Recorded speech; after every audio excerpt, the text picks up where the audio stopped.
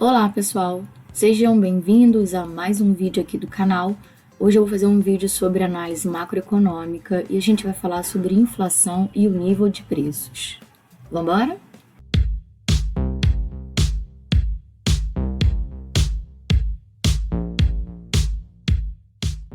Como nessa aula, pessoal, a gente vai falar sobre inflação, eu resolvi passar para vocês um vídeo super didático que o Samuel postou no YouTube. Você sabe o que é inflação? Inflação é o aumento generalizado dos preços. É quando quase tudo que é produzido aumenta o preço. Então vamos supor que de uma hora para outra o preço do arroz fica mais alto. Isso é inflação? Não, porque para ser inflação, esse aumento precisa ser de uma forma geral. Não basta ser apenas o preço do arroz ou do feijão, porque isso pode ser apenas um problema específico desses setores. A inflação é quando o aumento dos preços atinge quase todas as coisas e, com tudo custando mais caro, diminui o poder de compra do seu dinheiro. Imagina que você guardou R$100 na sua gaveta. E um ano depois você volta lá para pegar o seu dinheiro. Mas vamos supor também que nesse período de um ano, a inflação foi de 40%. Isso significa que as coisas estão custando 40% mais caro, que o seu dinheiro está valendo 40% a menos. Ou seja, um ano depois, aqueles R$100 estão valendo a mesma coisa que R$60 na época que você guardou eles. Outra situação, vamos supor que o seu salário aumentou 10%, muito bom, né? Mas ao mesmo tempo a inflação também subiu 10%. Isso significa que mesmo você ganhando 10% a mais do que antes, as coisas estão custando 10% a mais do que antes também. Ou seja, o seu poder de compra não mudou, você continua na mesma. A inflação, ela faz o seu dinheiro valer menos, assim você precisa de mais grana para comprar a mesma coisa que você comprava antes com valor inferior. Eu, por exemplo, me lembro muito bem da época em que 10 pães custavam R$1, faz um tempinho já. Mas então, como surge a inflação? Bom, eu vou tentar mostrar isso para você de um jeito bem simples e tosco que eu aprendi. A inflação, ela é causada pelo dinheiro e pelo consumo. Mas vamos começar então falando sobre a inflação que é causada pelo dinheiro. A gente sabe que quando o dinheiro circula com maior velocidade, isso nos incentiva a produzir riquezas, o que melhora o nosso padrão de vida. Mas se o governo parasse para pensar, então decidisse: vamos produzir mais dinheiro e botar em circulação. Assim as pessoas vão ter mais dinheiro e isso vai estimular o povo a produzir riquezas. Vamos ver se isso funciona na prática? Se você visse que todo mundo ao seu redor estivesse com mais dinheiro, é óbvio que você iria cobrar mais pelo seu trabalho, porque é natural que quando as pessoas estão esbanjando dinheiro, as coisas se tornem mais caras. É só você analisar a diferença entre Zona Sul do Rio de Janeiro e Baixada Fluminense. Na Zona Sul, as coisas são mais caras porque as pessoas têm mais dinheiro para gastar com o comércio, que é diferente da Baixada Fluminense, onde as pessoas são de baixa renda e não tem tanto dinheiro assim para circular, logo as coisas são mais baratas. Mas vamos supor que você não aumentou o valor do seu trabalho. Mesmo que você não faça isso, as outras pessoas iriam fazer, porque é super natural que isso aconteça. Assim, ou seu padrão de vida ia diminuir, ou então você também seria obrigado a aumentar o preço do seu trabalho. E aí todo mundo ia começar a aumentar também os preços do seu trabalho, isso se torna uma bola de neve. E cada vez mais você iria precisar de mais dinheiro para comprar as mesmas coisas que antes você comprava com menos dinheiro. E aí tá a inflação, o aumento generalizado dos preços.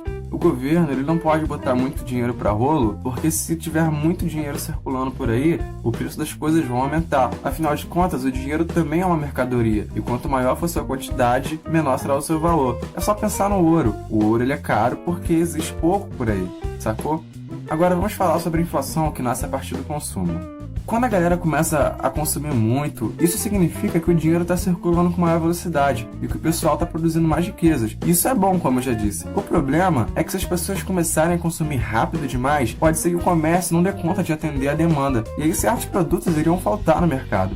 Numa fábrica de carros, por exemplo, se as pessoas começassem a comprar muitos carros de uma vez só, a fábrica poderia ficar sem estoque, mão de obra, insumo, enfim, tudo isso faria com que os carros começassem a faltar no mercado. E aí é só voltar para a lógica do ouro. Ele é caro porque tem pouco. E se começasse a faltar carro para vender, o preço dele iria aumentar. E isso poderia acontecer com tudo que está no mercado. Se as pessoas consomem rápido demais, os produtos começam a faltar. E aí as pessoas que comercializam esses produtos são obrigadas a aumentar o seu preço. É escroto, a gente sabe que se nós consumirmos mais, a economia começa a crescer. Mas se a economia crescer rápido demais, isso aumenta os preços. E aí surge a inflação.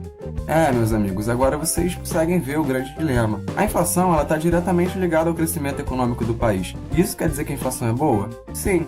Mas veja, a inflação precisa estar controlada. Por quê? Quando está todo mundo trabalhando com seu próprio dinheiro, as pessoas vão consumir mais e as pessoas também vão ter mais necessidade de produzir riquezas. E isso aumenta o nosso padrão de vida. As pessoas só não podem consumir rápido demais, porque aí falta produto no mercado e a inflação sobe demais. E aí quebra com todo mundo. Então, cabe ao governo controlar a quantidade de dinheiro em circulação, para que as pessoas possam consumir, mas consumir de forma moderada, sem ir além do que o mercado aguenta, mas sem parar de consumir também, porque se parar de consumir, a economia para de crescer.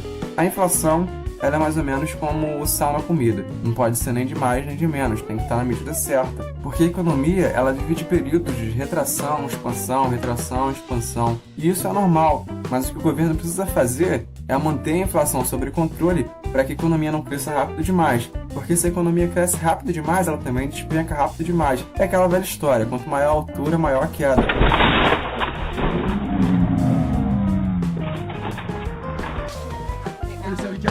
E aí está a missão do governo em relação à inflação. Mas então, você quer saber qual é a jogada do governo para controlar a inflação? Bom, isso aí já é assunto para um próximo vídeo. Agora, pessoal, eu vou falar do Índice de Preço ao Consumidor. Esse índice é calculado pela FGV. O Índice de Preço ao Consumidor, também conhecido como IPC, mede a variação de preços de um conjunto fixo de bens e serviços, componentes de despesas habituais de famílias com nível de renda situado entre 1 e 33 salários mínimos. Esse é um índice referência para a avaliação de poder de compra do consumidor. Abrange São Paulo, Rio de Janeiro, Belo Horizonte, Salvador, Recife, Porto Alegre e Brasília. Sobre os setores, ele engloba o setor de alimentação, habitação, vestuário, saúde e cuidados pessoais, educação, leitura e recreação, transporte, despesas diversas e comunicação. Agora vamos ao Índice Geral de Preços ao Mercado, IGPM. Ele é composto por outros 3 índices da Fundação Getúlio Vargas: o Índice de Preço ao Atacado, IPA, o Índice de Preço ao Consumidor, IPC, e o Índice Nacional de Custo de Construção, INCC. A composição desses 3 índices é dada por 60% de IPA, 30% de IPC e 10% de INCC. Agora vamos ao IPCA, ao Índice de Preços ao Consumidor. É a medida oficial da inflação no Brasil. O IPCA é calculado pelo IBGE desde 1980, com base na cesta de consumo das famílias com rendimento monetário de 1 a 40 salários mínimos, qualquer que seja a fonte dessa renda, e abrange 9 regiões metropolitanas do Brasil: Belém, Belo Horizonte, Curitiba, Fortaleza, Porto Alegre, Recife, Rio de Janeiro, Salvador e São Paulo, além do município de Goiânia e de Brasília. Essa cesta é determinada pela Pesquisa de Orçamentos Familiares, POF, e a gente vai falar sobre ela daqui a pouquinho. Aqui, pessoal, eu vou mostrar um vídeo rápido feito pelo IBGE para explicar um pouco melhor o que são os índices de preços.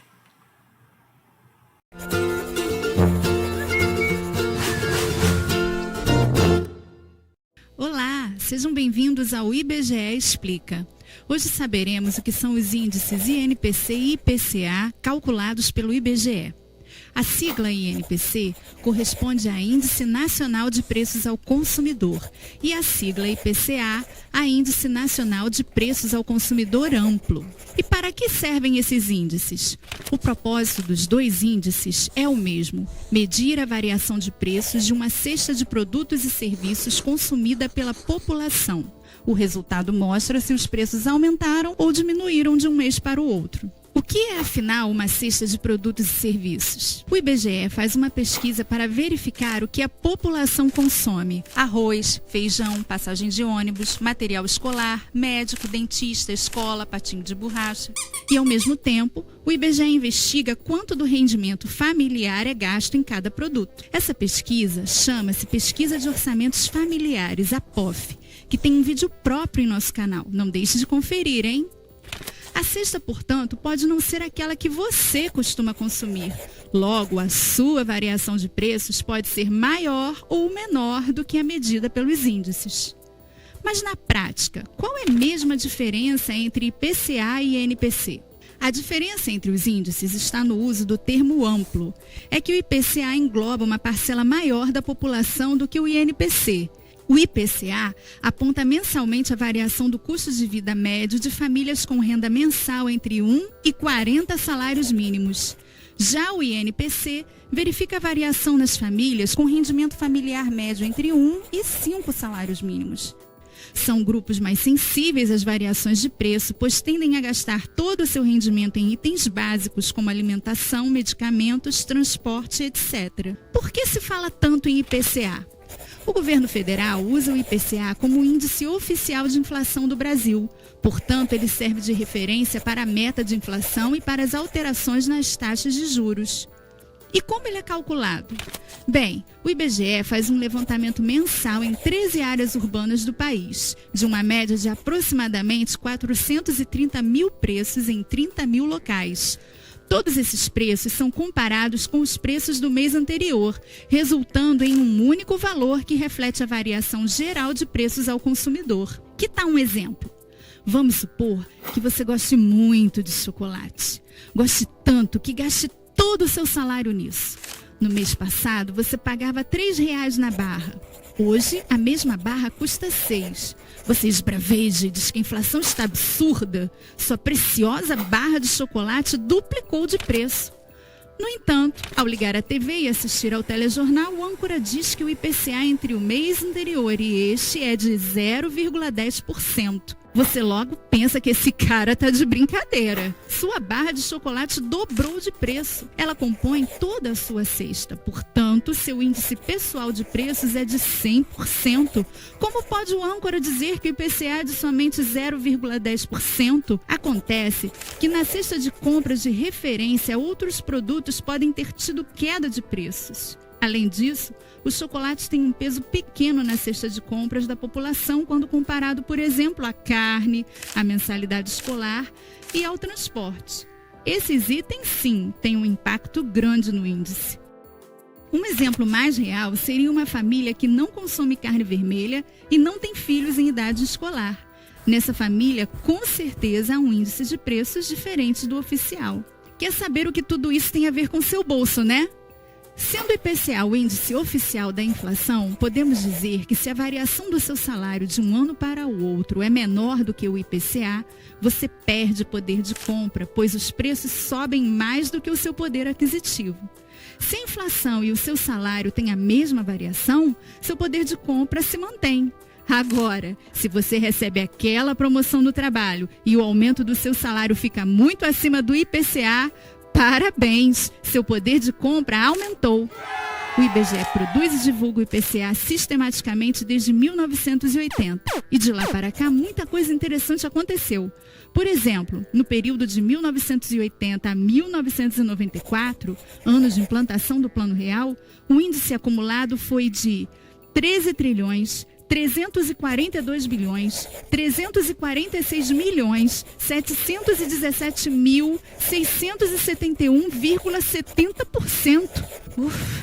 Isso significa que se você fosse comprar uma coxinha por R$1 em 1980, em 1994 você pagaria por ela esse valor gigante aí, em dinheiros.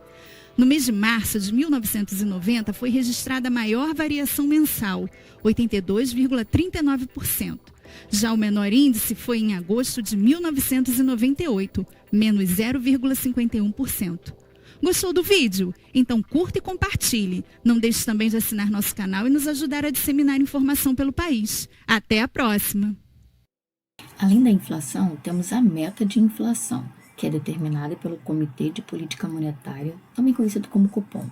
É o órgão do Banco Central formado pelo seu presidente e diretores, que define a cada 45 dias a taxa básica de juros da economia, a Selic. Em outro vídeo, eu vou explicar para vocês a questão da política monetária e a relação da taxa de juros e a inflação.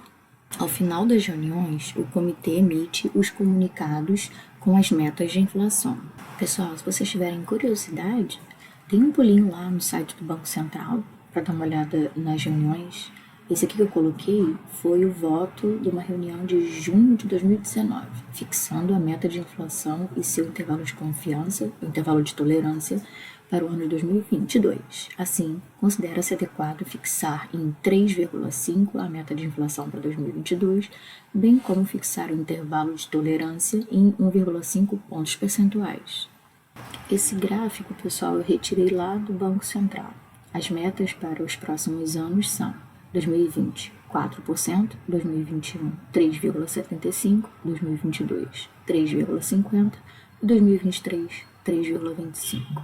No gráfico, você consegue ver ao longo do tempo, ele vai de março de 2011 até março de 2023. Nele eu tenho a meta para a inflação, o limite máximo e o limite mínimo, que são as linhas pontilhadas. Eu tenho também o IPCA que ocorreu e o Focus mais recente. O Focus é uma pesquisa que o Banco Central faz com o mercado sobre a expectativa de inflação. Ela está de vermelho ali no gráfico. Agora, pessoal, eu vou compartilhar com vocês mais um videozinho, esse feito pelo G1, para ajudar a gente a entender os conceitos dessa aula.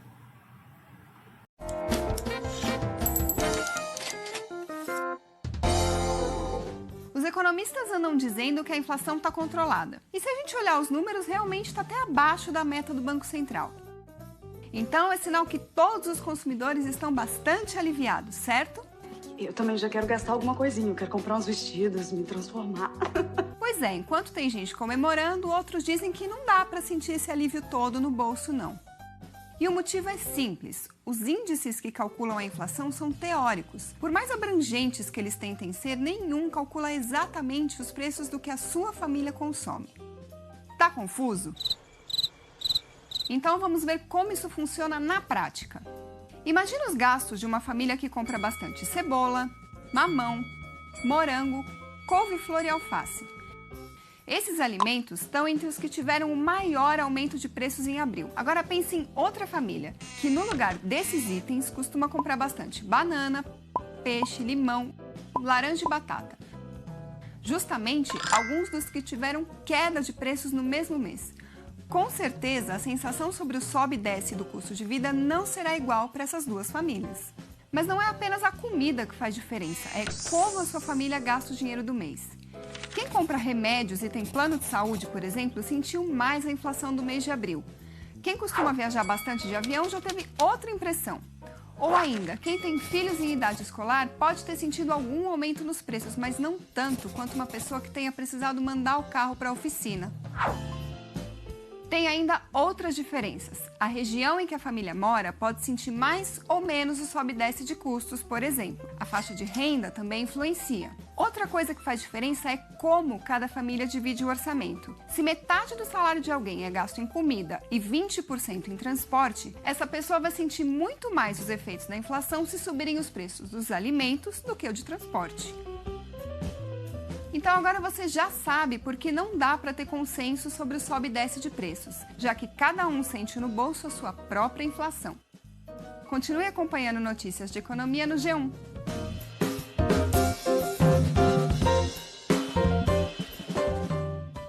Agora eu vou fazer uma pergunta simples. Por que a gente precisa se preocupar com a inflação? Os economistas, pessoal, e nós temos que nos preocupar com a inflação por alguns motivos. Eu vou falar de dois aqui nesse vídeo. O efeito sobre a distribuição de renda afeta o poder aquisitivo das classes que dependem de rendimentos fixos, que possuem prazos legais de reajuste. Então, assim, a gente tem alguma coisa a ver com isso? Claro que tem. A inflação vai afetar a minha vida? Claro que vai. A inflação vai afetar a sua vida? Acredito que sim. Então vamos continuar falando sobre ela. Temos também, pessoal, o efeito sobre o balanço de pagamentos. Elevadas taxas de inflação em níveis superiores aos aumentos de preços internacionais encarecem o produto nacional relativamente aos produzidos exteriormente, os produtos produzidos por outros países. A gente vai ver melhor isso na aula de câmbio. Vamos olhar agora, pessoal, como é que está esse índice de inflação atualmente. Vamos olhar aqui agora, pessoal, o peso mensal em porcentagem dos grupos de produtos e serviços no índice de janeiro de 2021. Então, qual é a parte que mais pesa? Alimentação e bebidas, 21,12% aproximadamente. Depois vem a habitação, com 15,70% aproximadamente. E depois, transportes, pessoal. Transportes aqui ficou com 19,92%. E após, saúde e cuidados pessoais, com 13,14%. O restante compõe aí os 100% do índice. Educação, comunicação, despesa pessoal. Agora, meus caros, vamos dar uma olhadinha na variação mensal e variação acumulada no ano do índice geral de grupos de produtos e serviços do IPCA. Como a gente está em janeiro aqui, o acumulado no ano é igual à variação mensal. O único que teve uma variação significativa para baixo foi a habitação. A habitação caiu 1,07%.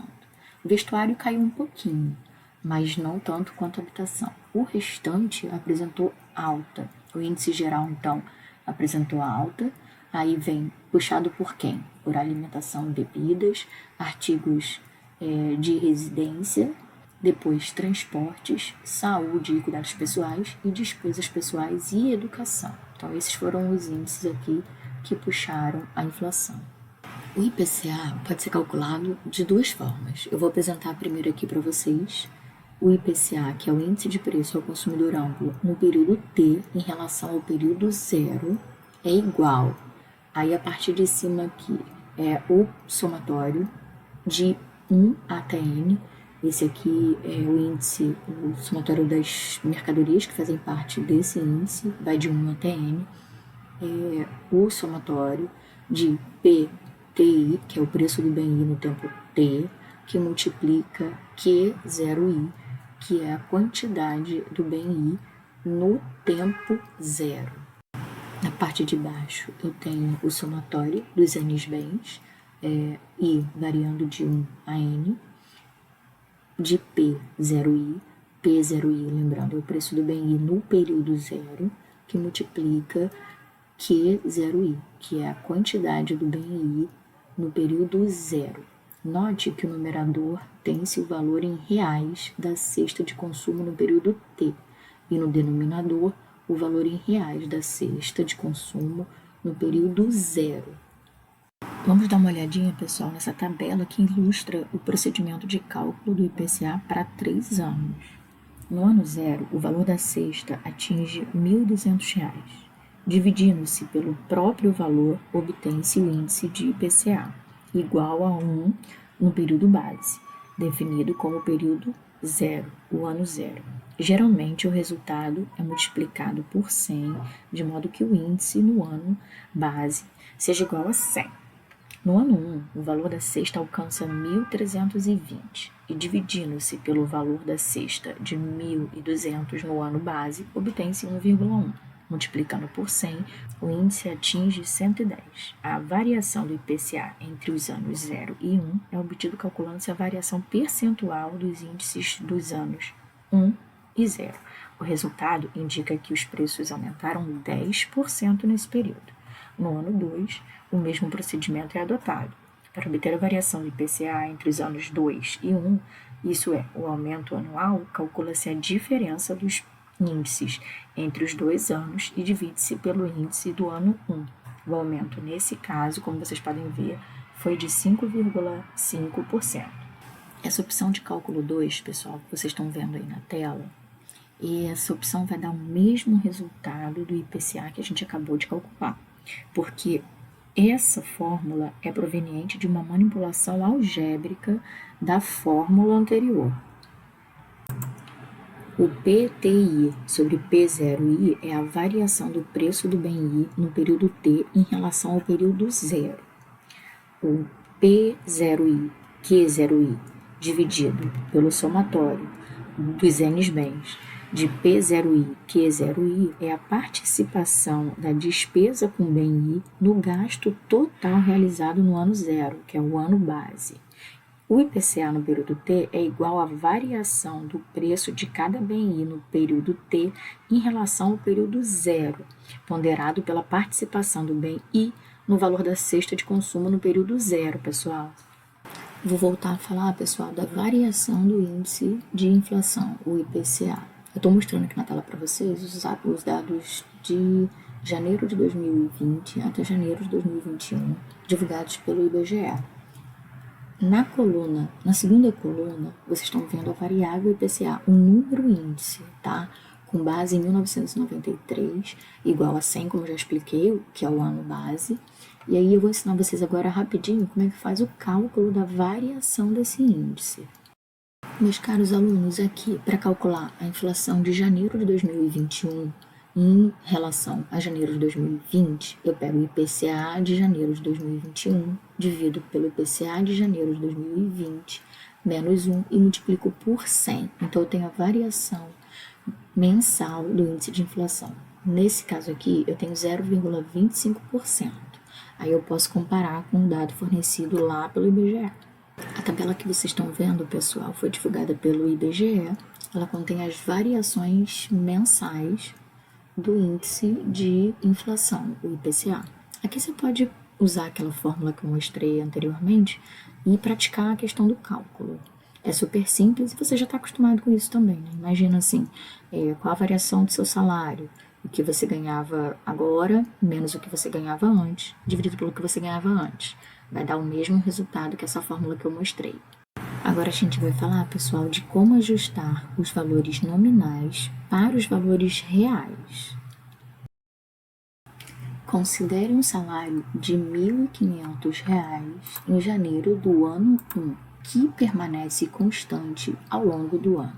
Devido à inflação, o valor do salário real, isso é, o poder de compra do salário, é decrescente no período. Como exemplo, pessoal, considere o índice de IPCA com o ano base em dezembro do ano 0. Para transformar esse índice para o mês base de janeiro do ano 01, divide-se cada índice mensal pelo índice de janeiro do ano 1. Em seguida, divide-se o salário de R$ 1.500 pelo respectivo índice com base em janeiro do ano 1. E, em seguida, multiplica-se por 100, com o resultado indicado na coluna 6 dessa tabela que vocês estão vendo. Evidentemente, o salário nominal deste mês é igual ao salário real. A partir de então, em cada mês, o salário real cai até atingir 1.450. Isso implica, pessoal, em uma perda de R$ 50, né, após 12 meses. Não há problema, pessoal, em dividir o salário nominal pelo IPCA com base em dezembro do ano 0, que é a coluna 8 aí da tabela. Apenas os valores se tornam diferentes, mas a variação mensal é idêntica, como pode ser constatado observando a variação mensal. Para recuperar o poder de compra de janeiro do ano 1, qual deve ser o salário em janeiro do ano 2, pessoal? Bom, o salário nominal de janeiro do ano 2, que tem o mesmo poder de compra de janeiro do ano 1, é obtido multiplicando-se o salário nominal de 1.500 vezes 1 mais a taxa de inflação, que foi de 7,1%. Meus caros alunos, em resumo, a nossa vida é o seguinte: se tiver inflação no período e o nosso salário permanecer constante, o nosso poder de compra, ou seja, a quantidade de coisas que a gente pode comprar com o nosso salário, diminui, o que é ruim para a nossa vida, né? Ok, pessoal, para que esse vídeo não fique tão longo, tão extenso, porque eu sei que tá, eu vou gravar o restante do conteúdo em outro vídeo. Então, por enquanto é isso. Eu espero que vocês tenham gostado, que vocês tenham aprendido e até breve.